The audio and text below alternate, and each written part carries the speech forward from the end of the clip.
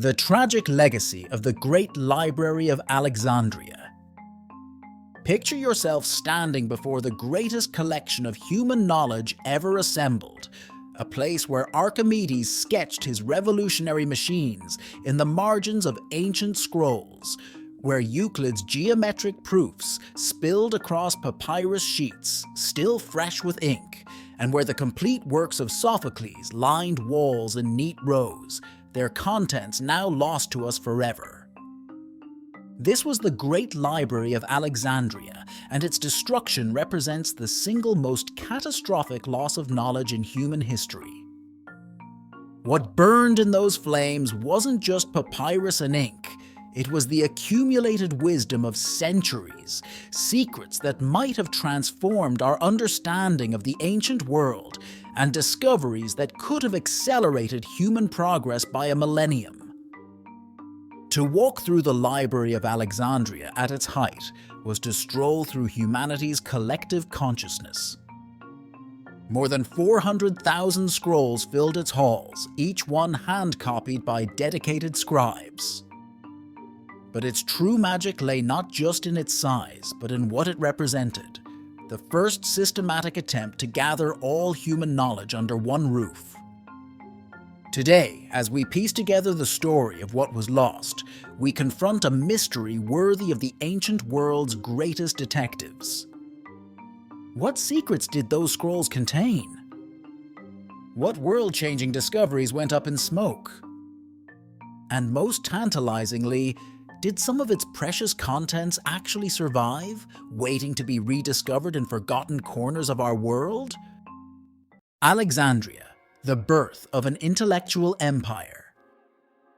When Alexander the Great plunged his golden shovel into Egyptian soil to mark the founding of his new city in 331 BCE, he could hardly have imagined that this spot would become the ancient world's equivalent of Silicon Valley, CERN, and the Library of Congress rolled into one glittering package.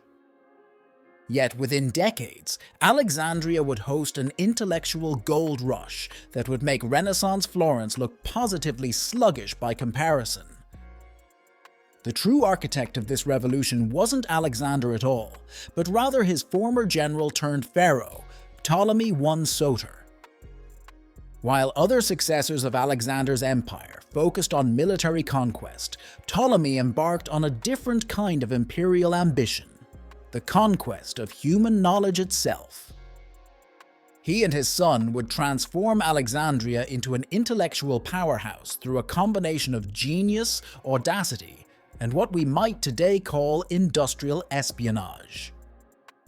Their methods were anything but gentle. Ptolemy's agents scoured the Mediterranean world for books with the ruthlessness of modern corporate headhunters. When ships docked in Alexandria's harbor, they were searched not for contraband, but for books. Any found scrolls were immediately confiscated, rushed to the library's scribes, and copied with assembly line efficiency. Sometimes the copies were returned to the ship's owners, and sometimes, mysteriously, the originals were kept while the copies were handed back. This state-sponsored book hunting operation would make modern tech companies' talent acquisition strategies look tame by comparison. But the Ptolemies weren't content with mere collection. They pioneered the world's first systematic patronage of scientific research, creating what we'd now call a research campus. The library complex included dining halls where scholars were fed at state expense, colonnaded walks for philosophical debate, and even anatomical theaters where medical researchers could conduct dissections, a practice forbidden almost everywhere else in the ancient world. This wasn't just a library. It was the world's first research university, think tank, and advanced scientific laboratory. The intellectual arms race between Alexandria and its rival city Pergamon reached almost comical proportions. When Pergamon's library threatened to outgrow Alexandria's, Ptolemy's kingdom banned the export of papyrus, forcing their rivals to invent a new writing material called pergamentum, parchment. The competition between these ancient superpowers wasn't fought with armies, but with books, inventions, and ideas. Inside the library's halls, a new kind of scholar emerged. They weren't just philosophers or scientists or poets. They were a hybrid breed of super scholars who would have felt at home in today's interdisciplinary research institutes. These ancient polymaths catalogued the stars, standardized the texts of Homer, calculated the circumference of the Earth, and conducted the world's first systematic literary criticism. They created new systems of categorizing plants, animals, and ideas that we still use today. The library became a place where an astronomer might collaborate with a poet to compose the world's first star catalogue in verse, or where a mathematician might work with a musician to develop new theories of harmony. The Great Library's rise marked the first time in human history that knowledge itself became an imperial ambition, when the collection and creation of ideas became as important as the collection of territories and treasures.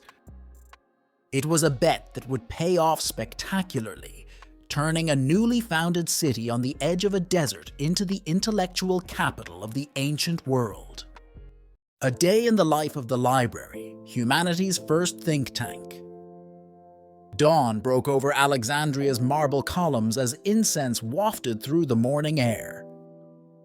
While the city's merchants were still rolling out their market stalls, the library's lamplighters were already making their rounds, illuminating the paths between towering shelves of scrolls. In the scriptorium, fresh papyrus sheets lay waiting, cut and smoothed to perfection by slaves who had mastered this art over decades. The morning ritual of knowledge was beginning. The library operated with the precision of a modern research facility. Each scroll bore a small colored tag, a revolutionary cataloging system developed by Callimachus that would influence library science for the next 2 millennia. Red for history, green for natural sciences, gold for poetry, blue for philosophy. But these weren't just storage marks. They were part of an intricate organizational system called the Pinakes, the world's first library catalog, spanning 120 books of its own. Callimachus had created a taxonomy of human knowledge that would make modern database designers envious. In the anatomical theaters, students gathered around dissection tables, a practice so controversial that rumors spread throughout the Mediterranean about the House of Death, where Alexandria's physicians unveiled the body's secrets. Here, Herophilus discovered the difference between motor and sensory nerves, mapped the human brain, and established anatomy as a scientific discipline. His rival Erasistratus, working just down the hall, discovered the heart's valves and nearly glimpsed the circulatory system, a discovery that would have to wait another 1,800 years for William Harvey to rediscover. The library's mathematics wing buzzed with the scratch of styluses on wax tablets. Here, Euclid revolutionized geometry while his students argued over proofs. In an adjacent chamber, Archimedes sketched mechanical devices that seemed to defy the laws of nature, including, some sources claim, an early steam engine. The library wasn't just storing knowledge, it was a crucible where ancient minds pushed against the very boundaries of human understanding. By midday, the translation chambers were in full swing. Teams of multilingual scholars worked to render Sanskrit medical texts into Greek, Hebrew astronomical treatises into Egyptian, and Babylonian mathematical works into forms that Alexandria's scholars could study. This wasn't just translation, it was the ancient world's first systematic effort at knowledge transfer across civilizations. The library became a melting pot of ideas where Eastern mysticism collided with Greek logic, and Egyptian engineering merged with Persian astronomy. Perhaps most remarkably, the library hosted what we might today call visiting scholars. Intellectuals from across the known world could apply for residency, receiving room, board, and access to the greatest collection of knowledge in existence. These visitors brought their own texts to copy, their own theories to test, and their own discoveries to share. The library became an intellectual crossroads where a Roman architect might debate construction techniques with an Egyptian engineer, or an Indian mystic might compare notes with a Greek astronomer. As night fell, the library transformed again. Oil lamps cast dancing shadows between the columns as scholars worked late into the evening, some frantically copying texts, others lost in calculation or contemplation. In the observatory tower, astronomers tracked the movements of planets, creating the most accurate star charts the world had yet seen. And in quiet corners, philosophers like Plotinus developed new ways of understanding the universe, ideas that would influence everything from Christian theology to Islamic mysticism. The library wasn't just a building filled with scrolls. It was humanity's first true think tank, a place where the boundaries between disciplines dissolved and where knowledge itself was seen as an interconnected web rather than isolated fields of study.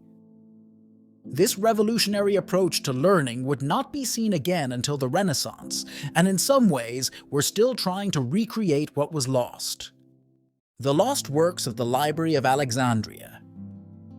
Imagine holding a treasure map where X marks not one spot, but thousands each representing a lost masterpiece that could revolutionize our understanding of the ancient world.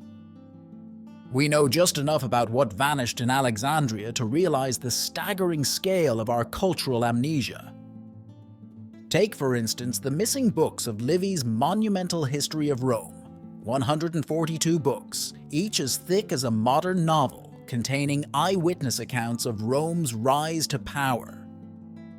Today we have only 35. The library held the complete plays of Sophocles, all 123 of them. We now have just 7. It's as if we had only Hamlet and 6 other plays to judge Shakespeare's genius. The lost plays include Tereus, which ancient critics ranked among his masterpieces, describing it as a psychological thriller that would make modern audiences shudder. Another vanished work, The Gathering of the Achaeans, reportedly contained revelations about the Trojan War that would completely alter our understanding of Homer's epics. But perhaps the most tantalizing losses were the scientific works.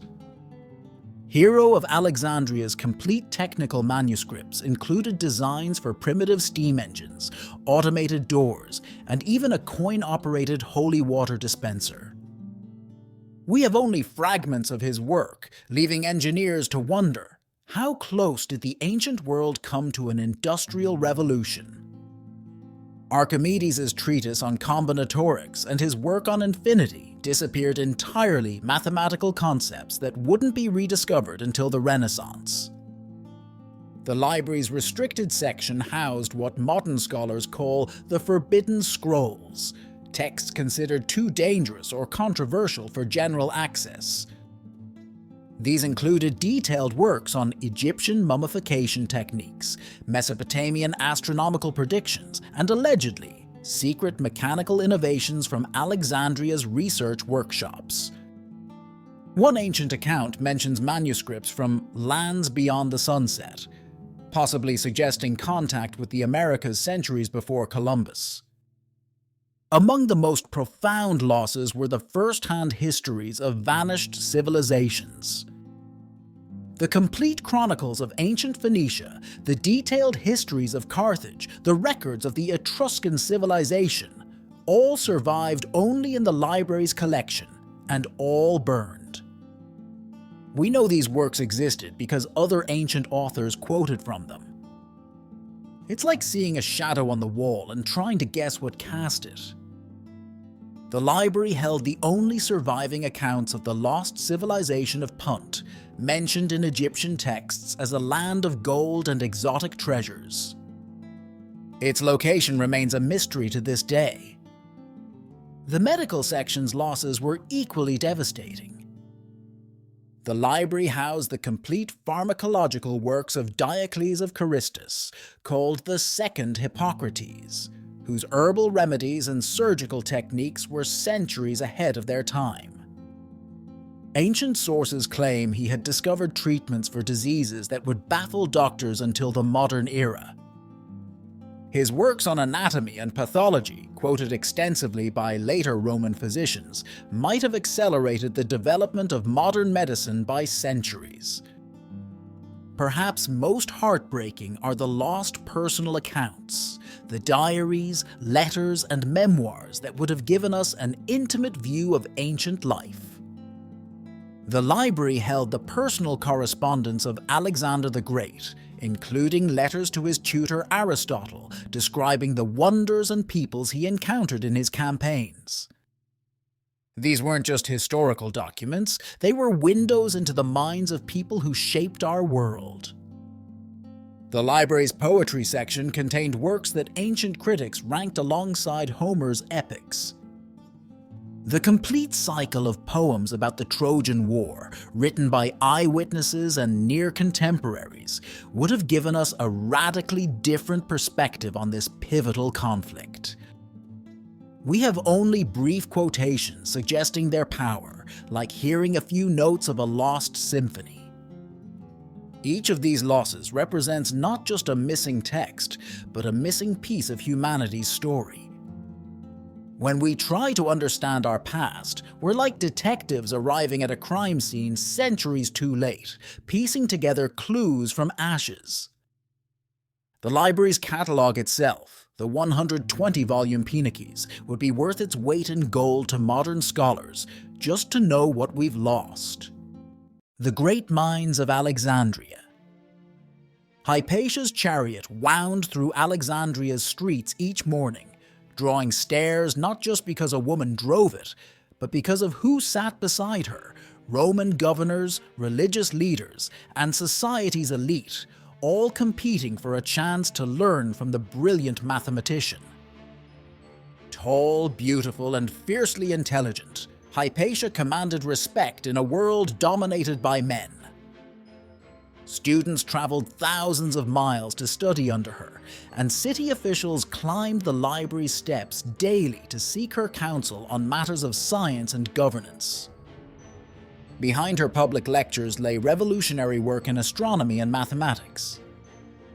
Her invention of the astrolabe allowed sailors to navigate by the stars with unprecedented accuracy. Her commentaries on conic sections, complex geometric curves, would influence scientific thought for centuries. But it was her insistence on rational thought over superstition that would ultimately lead to her brutal murder by a mob of religious zealots, marking the beginning of the end for Alexandria's intellectual golden age. In the library's mechanical wing, Archimedes' workshop hummed with innovation. The legendary inventor didn't just sketch ideas, he built them. His massive bronze sphere showed the movements of planets with clockwork precision. His hydraulic organ filled the library's halls with music powered by water pressure. Visitors reported seeing his mechanical puppets perform entire plays automatically, driven by an intricate system of weights and pulleys. When asked about his seemingly magical devices, he would simply smile and say, "Give me a place to stand, and I will move the earth." Euclid transformed the library's mathematics section into what we'd now call a geometry think tank. But unlike modern mathematicians, he taught through paradox and puzzle. He famously dismissed a king's request for an easier way to learn mathematics with the sharp retort, "There is no royal road to geometry." His students didn't just memorize proofs, they lived them, drawing geometric figures in sand tables and constructing three-dimensional models from bronze and wood. In the astronomy tower, Aristarchus of Samos quietly developed a theory so radical he shared it with only his closest colleagues. The Earth moved around the Sun, not the other way around. Nearly 2,000 years before Copernicus, he had discovered the heliocentric model of the solar system. His detailed calculations and observations, lost when the library burned, might have launched the scientific revolution 15 centuries earlier. Eratosthenes turned the library's global research network into a tool for measuring the Earth itself. By coordinating observations of well shadows in different cities at precisely the same time, he calculated our planet's circumference with less than 1% error, using nothing but geometry and carefully timed messages between distant observers. But his true genius lay in creating what we'd now call big data, systematic collection and analysis of geographical information from travelers, merchants, and explorers across the known world. The forgotten female scholars of Alexandria worked quietly but influentially. Aglanice predicted eclipses with uncanny accuracy. Theano developed new theories of physical and mathematical proportions. Their works, preserved only in the library, vanished in its destruction. We know their names only through brief mentions by male writers who quoted their discoveries. In the medical quarters, Herophilus conducted the ancient world's first systematic human dissections, mapping the human brain and nervous system with such precision that his anatomical terms are still used today. His discovery that the brain, not the heart, was the seat of intelligence was revolutionary. Working alongside him, Erasistratus discovered the function of human organs through careful observation and experimentation, establishing the foundations of empirical medicine centuries before Galen. These minds didn't work in isolation. The library fostered collaboration across disciplines in ways that wouldn't be seen again until modern research universities. Astronomers worked with poets to create celestial calendars in verse. Mathematicians partnered with musicians to develop new theories of harmony. Physicians consulted with philosophers to understand the nature of human consciousness. The tragic irony is that many of these brilliant minds predicted their own obsolescence. They understood that knowledge, unless carefully preserved and copied, could vanish. Hypatia herself warned that humanity might one day have to rediscover everything they had learned. As she told her students in her final recorded lecture, "Reserve your right to think, for even to think wrongly is better than not to think at all." The tragic demise of the Library of Alexandria. Like a great tragedy of the ancient stage, the Library of Alexandria didn't die in a single act. It suffered a series of catastrophic blows over centuries. The first came during Caesar's Alexandria campaign in 48 BCE, when the great general found himself trapped in the city's royal quarter. With enemy ships closing in, Caesar ordered his men to set fire to the harbor. The winds had other plans. The inferno spread rapidly through the warehouse district, consuming the library's outlying buildings and an estimated 40,000 scrolls. Caesar never mentioned this destruction in his own writings, a silence that speaks volumes. Roman historians later claimed it was an accident, but modern analysis of ancient battle accounts suggests a more calculated decision. The scrolls made excellent fuel for a defensive fire barrier, and their destruction would have dealt a psychological blow to the city's elite. Caesar's lover Cleopatra, attempting to repair the damage, later demanded Mark Antony plunder the entire library of Pergamon, 200,000 scrolls, as a replacement gift. The library, wounded but not dead, faced its next existential threat during Emperor Aurelian's campaign in 273 CE. The royal quarter, including much of the library's collection, burned during urban warfare. Ironically, the fighting started over the right to claim Alexandria's intellectual heritage.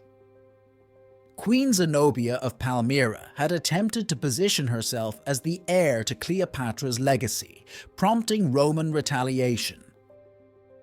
By the late 4th century, Alexandria's intellectual climate had transformed dramatically. The rise of Christianity brought new tensions, as radical religious groups viewed the library as a stronghold of pagan learning. In 391 CE, Archbishop Theophilus obtained an imperial decree to convert pagan temples into churches. The Serapeum, which housed a significant portion of the surviving collection, became a target. Christian zealots stormed the building, seeing the destruction of scrolls as a holy mission. Contemporary accounts describe weeks of bonfires fed by centuries of accumulated knowledge. The final death blow came gradually, during the Muslim conquest of Egypt in 642 CE. The traditional story that Caliph Omar ordered the books burned because they either contradicted or duplicated the Quran is likely apocryphal. The truth appears more complex. The library, already a shadow of its former self, suffered from neglect as Alexandria's new rulers centered their administration in newly built Cairo. Scrolls were sold, stolen, or repurposed. The building itself was reportedly stripped for materials. Yet even in death, the library proved difficult to kill completely. Scholars had been copying and smuggling texts out for centuries, creating a diaspora of knowledge. Some scrolls found their way to Constantinople, others to private collections across the Mediterranean. Monasteries in Syria and Iraq preserved translations of Greek texts in Arabic, saving them for future generations. Like genetic material passed between organisms, the library's intellectual DNA survived in fragments. The destruction wasn't just physical, it was philosophical. Each wave of destruction represented a shift in how society valued knowledge itself. Caesar's fire showed how military necessity could trump cultural preservation.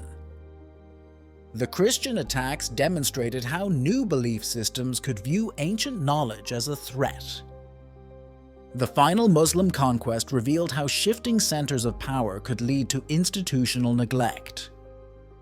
Archaeological evidence suggests portions of the library complex may still lie beneath modern Alexandria, buried under centuries of urban development. Ground-penetrating radar has revealed tantalizing structures that match ancient descriptions of the library's layout. Yet the greatest treasures, the scrolls themselves, are almost certainly lost forever. Papyrus, unlike stone or metal, leaves no archaeological traces. We can only imagine what secrets still lie beneath Alexandria's streets, waiting to be rediscovered. The survivors, preserving the legacy of the Library of Alexandria. Like seeds scattered before a forest fire, certain texts escaped the library's destruction through an extraordinary combination of luck, human foresight, and intellectual smuggling that would put modern spy networks to shame. In the hills above Naples, archaeologists in 1752 discovered a villa containing a personal library of papyrus scrolls, hundreds of them, carbonized by the eruption of Mount Vesuvius. These scrolls, originally copied from Alexandrian texts, had been preserved in their charred state for nearly 2,000 years. Modern particle accelerator technology is only now allowing us to read them, revealing lost works of Greek philosophy one atomic layer at a time. The monasteries of Constantinople became unlikely saviors of classical knowledge. As Alexandria's light dimmed, Byzantine monks worked silently in their scriptoria, copying Greek and Roman texts into new codices. Their actions preserved much of what we know about the ancient world, including works that had originated in Alexandria's great collection. When Constantinople itself fell to the Ottomans in 1453, these precious manuscripts scattered across Europe, helping to spark the Renaissance. In the remote Egyptian desert, the ancient garbage dumps of Oxyrhynchus have yielded an extraordinary treasure trove. Among tons of ancient rubbish, archaeologists discovered thousands of papyrus fragments, many of them texts that once existed in the Library of Alexandria. These scraps include lost plays, unknown gospels, and scientific treatises. Each year, infrared photography and artificial intelligence reveal new texts hidden in these fragments, like messages in bottles from the ancient world. The Muslim world preserved crucial texts through a vast translation movement centered in Baghdad's House of Wisdom. Scholars there systematically translated Greek works into Arabic, saving countless scientific and philosophical texts that would otherwise have vanished. When these Arabic translations were later rendered into Latin during the Middle Ages, they reintroduced much of Alexandria's lost knowledge to Europe. Ironically, some of the works that helped trigger Europe's scientific revolution had taken a 1,000-year detour through the Islamic world. Perhaps the most remarkable survivors were the palimpsests, manuscripts where original texts were scraped off and written over to save expensive parchment. In 1906, scholars discovered that a medieval prayer book contained, beneath its visible text, a previously unknown work by Archimedes. This Archimedes palimpsest included his most advanced mathematical theories, some of which were centuries ahead of their time. Modern imaging technology has revealed similar hidden texts in dozens of medieval manuscripts, each one a potential window into Alexandria's lost collection. The desert climate of Egypt itself preserved some of Alexandria's intellectual legacy. The Nag Hammadi Library 13 leather-bound codices buried in a sealed jar survived 16 centuries before its discovery in 1945. These texts revealed the incredible diversity of early religious and philosophical thought that once filled the library's shelves. Similar caches continue to emerge from Egypt's sands, each one adding pieces to our puzzle of the ancient world. Modern archaeology keeps discovering new survivors. In 2013, researchers used multispectral imaging to reveal lost works of Euripides and Aristotle in a manuscript from the monastery of St. Catherine in the Sinai Desert. The monastery's remote location and continuous occupation since the 6th century made it an inadvertent ark of ancient knowledge, preserving texts that had originated in Alexandria's collection. The human chain of transmission preserved other works. Some scholars memorized entire texts, passing them down orally when written copies were destroyed.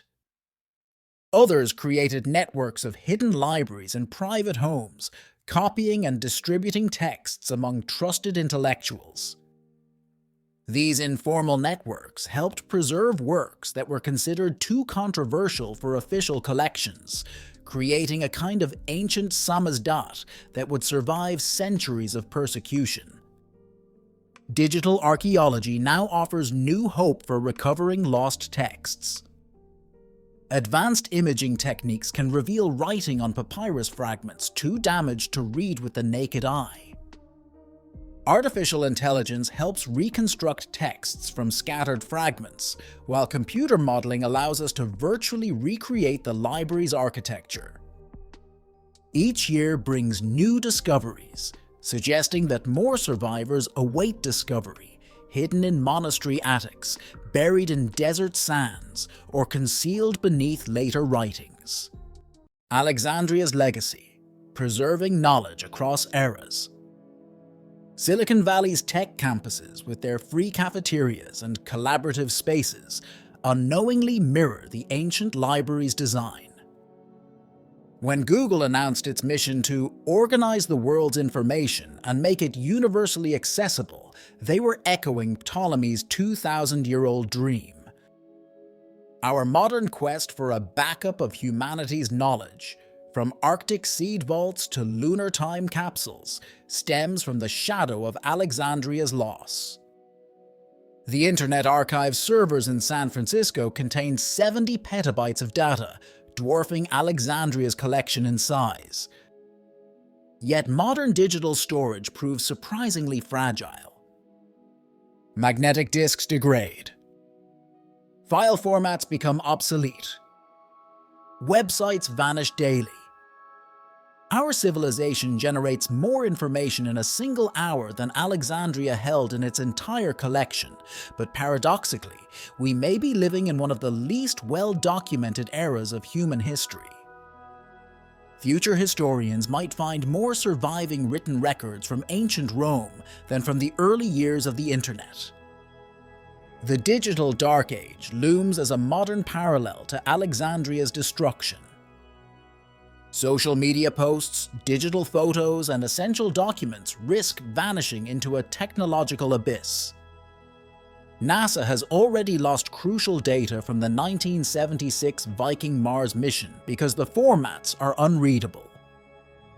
The BBC wiped thousands of classic television programs, including early Doctor Who episodes, to save tape costs, a modern echo of medieval monks scraping clean ancient manuscripts to reuse the parchment. Today's Library of Congress catalogues publications using a system descended directly from Callimachus's ancient asterisk Peinecke's asterisk. The Vatican Library employs climate-controlled vaults and digital scanning to prevent another Alexandria-scale loss.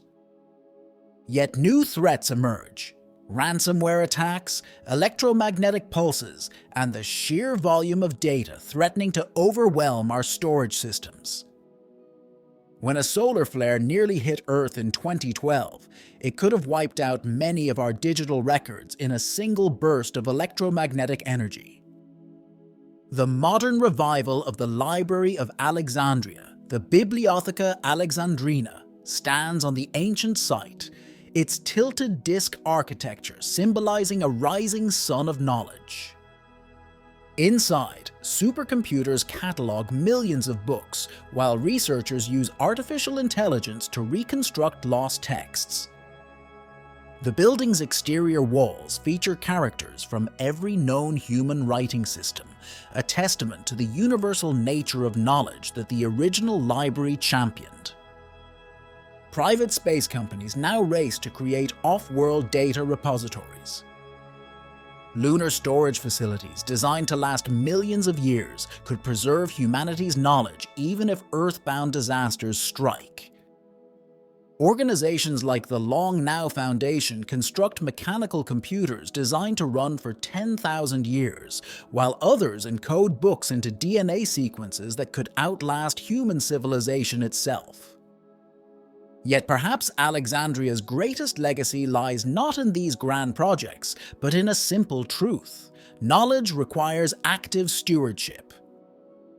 The library didn't die because people stopped valuing knowledge. It died because they thought someone else would preserve it. Today's digital pioneers face similar challenges. Wikipedia, a modern echo of Alexandria's universal knowledge project, survives only through constant communal effort. Cloud storage feels permanent, but requires continuous maintenance and migration to new systems. The ancient library teaches us that civilization's memory is fragile. Each generation must actively choose to preserve and transmit knowledge to the next. As we build our own digital libraries and launch our knowledge into space, we would do well to remember that technology alone cannot save our intellectual heritage. It requires human commitment, institutional dedication, and societal recognition that preserving knowledge is as crucial as creating it. As we stand at the dawn of artificial intelligence and quantum computing, We face questions that would have fascinated Alexandria's scholars. How do we preserve not just data, but wisdom? How do we ensure that future generations can still access and understand our knowledge? Perhaps most importantly, how do we prevent the next Alexandria from burning?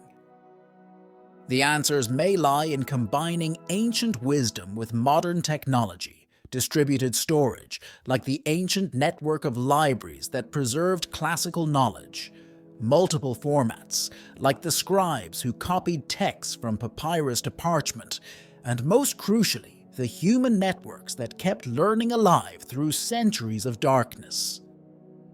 In the end, Alexandria's greatest lesson may be that knowledge survives not through any single institution or technology, but through humanity's collective determination to preserve and transmit our intellectual heritage to the future.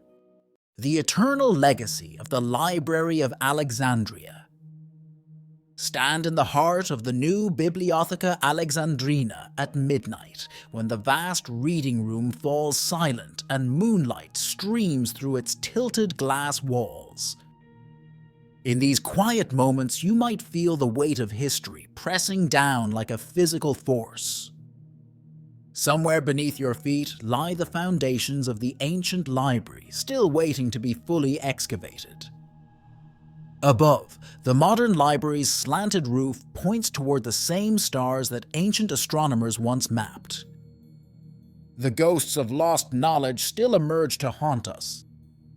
In 2019, archaeologists uncovered a massive lecture hall beneath Alexandria's modern streets, its tiered seating and acoustically engineered walls suggesting it once hosted the library's famous public debates. Radar scans hint at more chambers waiting to be discovered, sealed beneath 2 millennia of urban development. Each new finding forces us to revise our understanding of how the ancient world created and shared knowledge. The quest for universal knowledge that began in Alexandria now extends beyond Earth. As you read these words, radio signals carrying human knowledge race outward through space at the speed of light, creating an expanding sphere of information 100 light-years in diameter. Alien civilizations, should they exist, might one day decode these signals, making the library's contents truly universal in a way its founders never imagined. Yet the most remarkable legacy of Alexandria isn't physical at all. It's the idea that human knowledge forms a single, interconnected web, that discoveries in mathematics might unlock mysteries in music, that poetry and astronomy could illuminate each other, that all human wisdom might be gathered and understood as part of a greater whole. This vision, first glimpsed in Alexandria's marble halls, now drives projects from Wikipedia to artificial intelligence. The final secret of the library may be this: it never truly died. Like a seed scattered on the wind, its core idea, that knowledge should be universal, interconnected, and preserved for future generations, took root across cultures and centuries. We see it in the collaborative spaces of modern research universities, in the open-source software movement, in crowdsourced knowledge projects, and in every effort to make human learning accessible to all. In the end, the Library of Alexandria wasn't just a building filled with scrolls. It was humanity's first attempt to create a coherent map of everything we know, an effort that continues today in ways its founders could never have imagined. As we push into an uncertain future of artificial intelligence, quantum computing, and interplanetary civilization, we carry with us that ancient dream, that somewhere, somehow, all human knowledge might be gathered, preserved, and understood. The ancient library whispers a final lesson across the centuries. Knowledge isn't just power, it's a sacred trust, passed from generation to generation. We are all, in our own ways, librarians of Alexandria,